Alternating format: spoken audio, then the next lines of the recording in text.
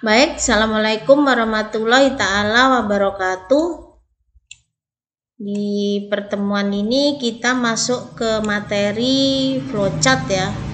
Di sini saya akan memaparkan dua modul ya. Jadi begini, modul yang saya paparkan hari ini itu kan dia ada dua ya, ada dua. Yang pertama adalah modul 3 yang judulnya flowchart, karena materi kita hari ini adalah flowchart ya. Yang modul ketiga adalah flowchart. Nah, modul ini adalah modul yang dari kampus ya, dari Triguna Dharma. Sedangkan modul yang ini yang saya paparkan yang ini adalah materi perancangan sistem 1, ini terkait dengan flowchart dan data flow. Ini modul dari saya ya, dari saya pribadi. Jadi saya gabung. Makanya di sini ada namanya judulnya perancangan sistem 1 gabung modul 3 ya. Karena materinya sama tapi modulnya lain. Ini saya matchingkan agar ada jadi bahan perbandingan untuk kita pelajari. Nah, baik, di sini ada materinya, kita masuk ke flowchart ya. Jadi di APSI ini nanti kita sering menggambar merancang suatu perancangan sistem yang dimulai dari flowchart ya. Jadi pertama penggambaran dari APSI 1 itu yang pertama adalah flowchart. Perlu diingat ya, flowchart. Yang kedua adalah diagram konteks. Yang ketiga adalah diagram jenjang. Yang keempat adalah DFD, data flow diagram. Yang kelima adalah ERD ya. Yang kelima adalah ERD. Yang keenam itu adalah normalisasi. Jadi bisa jadi satu soal itu 6 jawaban. Nanti ditanya pada saat entah UTS ataupun di kuis ya. Makanya ini kita bahas yang pertama adalah flowchart. Nah, di modul ini yang dari kampus modul 3 ini, flowchart di sini adalah kita membahas murni flowchart dan data data dokumen atau dia flow dokumen ya. Flow dokumen. Di modul ini kita bahas flowchart dan flow dokumen. Nah, yang di modul yang di sini, perancangan sistem yang di sini itu membahas tentang flowchart, diagram konteks sama diagram jenjang dan DFD ya. Jadi dua modul ini nanti saya pecah videonya jadi dua ya. Yang pertama videonya yang ini, yang kedua adalah membahas tentang diagram konteks, diagram jenjang dan data flow diagram ya. Baik, di sini kita mulai dengan flowchart. Flowchart itu adalah menggambarkan secara grafik langkah urutan prosedur. Kan sering ya kita bahas tentang bagaimana flowchart. Mungkin di semester ini tidak banyak di perkuliahannya ya, tidak banyak untuk aplikasi langsung, tetapi nanti kalau di skripsi kalian akan mengetahui bagaimana membuat flowchart yang sesungguhnya dalam suatu sistem informasi. Nah, di sini kalau di flowchart flowchart itu digambarkan ya, pedoman dalam membuat flowchart ini saya berikan untuk garis besarnya saja ya. Garis-garis besarnya nanti bisa dipelajari selanjutnya ya. Yang pertama adalah kalau flowchart itu digambarkan dari atas ke bawah dan dari kiri ke kanan ya. Nah, ini saya bahas dari modul yang dari kampus ya untuk bahan perbandingannya. Yang kedua, aktivitas dari flowchart itu harus didefinisikan secara hati-hati ya, dapat dimengerti oleh pembaca. Yang ketiga, kapan aktivitas dimulai berakhir itu harus jelas. Setiap langkah dari aktivitas harus diuraikan menggunakan deskripsi. Nah, ini deskripsi kata kerja. Misalnya menghitung pajak penjualan, memakan, makan, mengerjakan, menjahit, mandi dan sebagainya. Dia dideskripsikan dalam kata kerja. Ingat itu. Baru yang kelima, setiap langkah dari aktivitas harus berada pada urutan yang benar. Jadi kalau kita pekerjaan itu dari urutan yang benar, maksudnya begini, kalau sebelum mandi kan pasti kita ngambil handuk misalkan ya, atau nanti sebelum mandi pasti bangun pagi kalau di pagi hari ya. Jangan nanti bangun dulu mandi dulu baru bangun, kan nggak pas ya. Jadi urutannya harus jelas. 6. Lingkup dan ring dari aktivitas yang sering digambarkan harus ditelusuri dengan hati-hati ya. Ditelusuri dengan hati-hati. Yang ke-7 adalah menggunakan simbol-simbol flowchart yang standar ya. Dia kalau flowchart ini aliran kerja ya, aliran data, aliran kerja itu sama aja ya.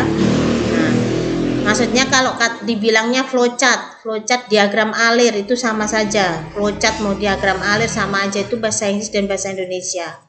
Ya. Nah, di sini jenis flowchart itu ada macam-macam ya.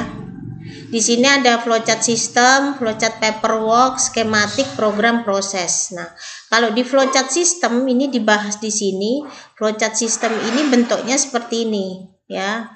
Menunjukkan alur kerja atau yang sering dikerjakan di dalam sistem secara utuh ya, secara utuh atau keseluruhan atau secara umumnya. Keseluruhannya cara kerja, aliran data, aliran kerja secara keseluruhan. Contohnya seperti ini ya. Ini contohnya seperti ini. Misalkan pesanan pembelian, masukkan pesanan pembelian, informasi dan sebagainya sampai ke bawah, itu keseluruhan. Yang kedua adalah flowchart paperwork atau yang disebut dengan flowchart dokumen atau biasa yang disebut dengan flow dokumen. Ya, jadi nanti kalau disuruh mengerjakan gambarkan flowchart sistem ya. Atau disuruh saja gambarkan flowchart. Nah, itu adalah flowchart sistem. Kalau disuruh gambarkan flowchart saja, itu disuruh gambarkan flowchart sistem seperti ini. Jangan bingung nanti bersalahan semua. Ya. Kalau flowchart sistem atau disuruh buat flowchart itu adalah gambarnya seperti ini. Tapi nanti kalau disuruh flowchart paperwork atau flow dokumen atau flowchart dokumen, gambarnya seperti ini. Bedakan ya. Kalau di sini tadi gambarnya flowchart sistem itu keseluruhan ya, ini semua ke bawah keseluruhan seperti ini.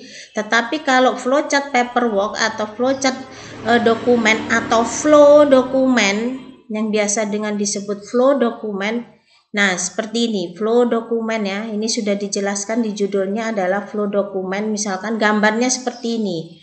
Apa dia flow dokumen? Dia pecahannya ya, menelusuri alur data yang ditulis melalui sistem. Ini menelusuri. Kalau dia flow dokumen itu menelusuri dalam sistem informasi, misalkan ada judul ya. Dalam sistem informasi, flow dokumennya seperti apa? Sistem informasi, sistem baru calon anggota perpustakaan, sistem informasi calon anggota baru perpustakaan misalkan. Nah, di sini dipecah. Kalau flow dokumen itu dipecah. Di sini ada anggota, contohnya ya administrasi, kepala perpustakaan. Nah, di sini anggota bekerja sendiri, di sini anggota. Administrasi bekerja juga di sini. Ya, pihak administrasi, kepala perpus bekerja di sini ya. Ini namanya flow dokumen dipecah. Tetapi kalau flowchart system ini adalah keseluruhan di sini. Semua keseluruhan di sini, dia tidak terlihat mana yang dia dokumennya, mana yang dia anggota, mana dia yang administrasi perpus, kepala perpus, tidak akan terlihat. Karena apa? Ini keseluruhan ya. Jadi nanti kalau disuruh merancang atau menggambar flowchart dan flow dokumen itu lain, beda bentuknya ya. Saya tegaskan lagi, beda bentuknya. Ini dia flowchart system ya, atau yang disebut dengan flowchart saja, flowchart system. Nah, yang di sini adalah flowchart dokumen atau flow dokumen ya. Karena apa? Dia menelusuri nih alur formnya itu kemana, alur sistem kerjanya dalam satu bagian itu kemana. Itu namanya flow dokumen. Dah. Baru yang ke bawah ini flowchart skematis. Mirip dengan flowchart system yang menggambarkan suatu sistem atau prosedur ya. Jadi mirip dengan flowchart system. Kalau flowchart program itu adalah flowchart dari pecahan dari beberapa program atau dia rentetan dari bahasa pemrograman. Programmer biasanya ya menggunakan flowchart program untuk menggambarkan urutan instruksi dari program komputer. Contohnya seperti ini. Dia bentuknya sama dengan flowchart system atau yang disebut dengan flowchart, tetapi isinya itu adalah bahasa-bahasa pemrograman. Contoh, start mulai, misalkan ya, baca data pesanan pembelian, baru di sini rumus. Ini bahasa pemrograman ya yang dimasukkan ke dalam bahasa pemrograman, misalkan VB ataupun Pascal dan sebagainya. Ya. Nah, seperti ini, cetak jumlah item dan sebagainya sampai stop ya. Ini adalah bahasa-bahasa pemrograman. Kebanyakan di sini banyak rumus.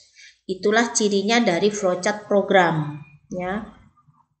Makanya nanti kalau disuruh buatkan flowchart program, buatkan flowchart sistem, buatkan flowchart saja. Flowchart saja itu sama dengan flowchart sistem, ya. Buatkan flow dokumen tuh harus tahu, ya. Jadi flowchart aja bentuknya banyak, ya, macamnya ya. Baru yang kedua, yang selanjutnya adalah flowchart proses. Flowchart proses itu memiliki 5 simbol seperti ini: penundaan, penyimpanan atau file, ya. Dan seterusnya. Ini simbol-simbol flowchart. Di sini sudah ada simbol flowchart. Kalau yang seperti ini, garis miring seperti ini mempresentasikan input data. Contohnya seperti ini. Baru proses seperti ini dan seterusnya ya, penghubung keluar ke atau masuk dari bagian lain. Nah, di sini ya, seperti ini anak panah dan seterusnya. Ini bisa dipelajari. Kalau simbol seperti ini keputusan. Nah, kalau simbol seperti ini dia rincian atau namanya prosedur ya. Preparation itu dia perulangan dan seterusnya. Nah, ini kegiatan ini atau simbol-simbol ini juga saya aplikasikan ke modul yang saya punya yang ini. Klik yang di sini ya. Jadi kita ada 2 modul untuk flowchart. Yang satu yang dari kampus tadi, yang ini dari saya. Ini saya sudah merangkum sendiri bagaimana cara merancang flowchart. Nah, yang tadi kan dia teorinya. Flowchart itu ada terbagi macam-macam ya. Ada flowchart sistem, yaitu flowchart keseluruhan tadi, ada flow dokumen, ada flowchart skematik, ada flowchart program, flowchart proses dan sebagainya ya. Nah, yang di sini adalah perancangan sistem 1. Sama, saya juga membahas flowchart, cuman di sini lebih detail lagi cara simbol-simbolnya ya, pembuatan flowchart. Nih. Ini bagan alir. Kalau misalkan ada, kalau dibilangnya di internet bagan alir itu sama dengan flowchart, podo wae ya, sama dengan flowchart. Jangan bingung nanti flowchart apa bagan alir, sama saja, yaitu bagan yang menunjukkan alir di dalam program atau prosedur sistem secara logikal ya. Nah, ini adalah simbol-simbolnya sama dengan yang ada di modul dari kampus tadi. Ini simbolnya yang seperti ini, simbol start atau end, simbol mulai dan berakhir ya. Simbol jajaran genjang menunjukkan input data baik dari keyboard maupun dari source code program, keyboard ataupun dari sistem di dalam program, boleh pakai jajaran genjang. Baru yang seperti ini menunjukkan proses kegiatan yang berulang-ulang. Ini ya, perulangan. Boleh nanti dilihat modul yang tadi ya, dibandingkan ya. Yang seperti ini adalah simbol prosedur, menunjukkan prosedur. Prosedur itu apa? Di dalam suatu sistem ada lagi sistem yang baru. Jadi kalau kamu mau buat simbol seperti ini, berarti di dalam ini ya, di dalam ini ada lagi flowchart yang baru ya, pecahannya. Jadi tidak sembarangan memakai seperti ini ya. Ini simbol dokumen, menunjukkan dokumen input atau output baik untuk proses manual, mekanik ataupun komputer. Ini simbol kegiatan manual, menunjukkan pekerjaan manual seperti ini. Ini simbol proses 4 persegi panjang. Simbol yang paling aman dipakai kalau misalkan tidak kamu lupa, misalnya lupa ya, kita lupa. Nah, simbol proses itu adalah seperti ini, 4 persegi panjang. Tetapi jangan semua 4 persegi panjang lupa misalkan ya, nggak seperti itu. Jadi harus paling nggak ingat gitu ya. Cuman kalau misalkan apa ya, ini simbol apa, ini proses nggak ya, proses, ya udah pakai 4 persegi panjang. Ini simbol luaran menunjukkan simbol operasi yang dilakukan di luar proses. Ini simbol offline. Ini simbol disket. Disket itu penyimpanan. Kalau sekarang mungkin bentuknya udah flash disk, hard disk eksternal ya. Nah, itu dia. Ini simbol decision. Ini simbol decision itu menunjukkan pilihan. Kalau enggak iya dan tidak. Simbol decision itu hanya dua pilihan, ya dan tidak. Kalau di logika 0 dan 1 ya. Kalau ini simbol keyboard, kalau inputannya dari keyboard pakai seperti ini. Khusus kalau di input pakai keyboard berarti dia pakai seperti ini ya. Ini simbol display menunjukkan bahwa ditampilkan di monitor, itu simbol display. Ini garis, baru di sini penghubung. Kalau penghubung yang seperti ini menunjukkan ke halaman yang masih sama ya. Misalkan halaman 1, tetapi kamu bagi 2, kita bagi 2 itu halaman 1 misalkan. Nah, tetap pakai seperti ini. Tetapi kalau beda halaman 1 dengan halaman 2, misalkan halaman 1 tidak cukup, baru pakai simbol yang bulat seperti ini ke halaman 2 juga. Halaman 1 bawah dikasih simbol seperti ini, halaman 2 yang di atas juga lanjutan dari sini simbolnya ya. Nah, ini ada contohnya. Nah, ini adalah contoh dari flowchart yang sederhana pendaftaran mahasiswa baru. Nah, ini adalah namanya flowchart sistem atau flowchart keseluruhan atau yang disebut dengan flowchart. Misalkan nanti ditanya, buatlah atau rancanglah secara manual di kertas. Saya biasanya seperti itu. Buatlah rancangan di kertas, di foto, misalkan diupload di penugasan. Judulnya adalah pendaftaran mahasiswa baru. Buatlah flowchartnya. Inilah dia dibuat flowchart. Baru dibuatlah flow dokumen. Flow dokumennya bentuknya yang seperti tadi, ada 3. Jadi pendaftaran mahasiswa baru itu ada apa saja di situ. Ada mahasiswa baru, ada petugas, ada kepala BAK misalkan. Nah, itu dia flow dokumen ya. Jadi harus bisa membedakan flowchart, sistem dan flow dokumen. Ini contohnya ya. Ini contoh flowchart sistem untuk pencarian data. Ya. Di sini adalah mulai, baru buka file data pendaftaran. Nah, ini disebut dengan prosedur. Berarti di dalam flowchart ini harus ada lagi flowchart lain lagi ya. Jadi di dalam ini, di bawahnya flowchart yang ini nanti harus dijelaskan tentang flowchart yang buka file data pendaftaran. Harus selanjutnya terkoneksi. Ini nanti decision ya. Simbol decision atau pilihan. Kalau dia tidak ke sini, kalau dia ya ke sini dan seterusnya. Isi password. Masuk enggak, valid, ditolak enggak? Misalkan kalau ditolak dia kemari, pesan singkatnya apa? Kalau iya kemari. Ditanya lagi, valid enggak gitu. Kalau misalkan enggak valid, dia ditolak, aksesnya ditolak, balik lagi ke atas. Kalau enggak, masuk ke database. Ini adalah penyimpanan database di sini. Ya. Baik, begitu saja dari saya untuk flowchart ya. Ini saya paparkan lagi sedikit contohnya yang seperti ini tadi ya. Untuk yang flow dokumen. Nah, jadi harus bisa membedakan. Nah, ini perancangan sistem. Ini adalah sistem dari flowchart dari sistem. Flowchart sistem atau dia flowchart saja. Kalau ada yang ditanya flowchart berarti flowchart sistem. Kalau dia flowchart dokumen baru dia ada dokumennya. Nah, ini adalah contoh alur sistem berbasis SMS. Seperti tadi yang saya gambarkan tadi yang ini. Ya, sama ya.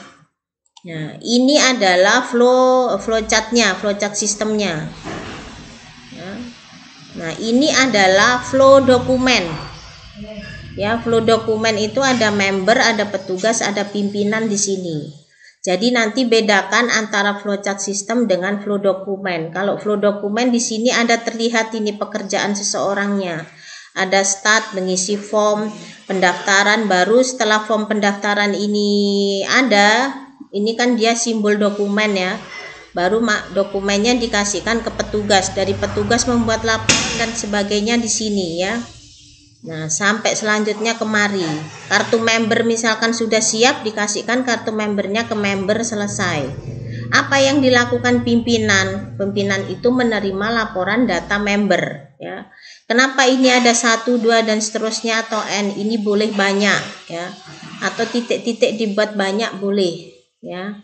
Jadi bedakan antara flowchart sistem seperti ini dengan flow dokumen. Kalau nanti ditanya buatlah flowchart dan flow dokumen, itu bentuknya seperti ini satu, seperti ini satu ya.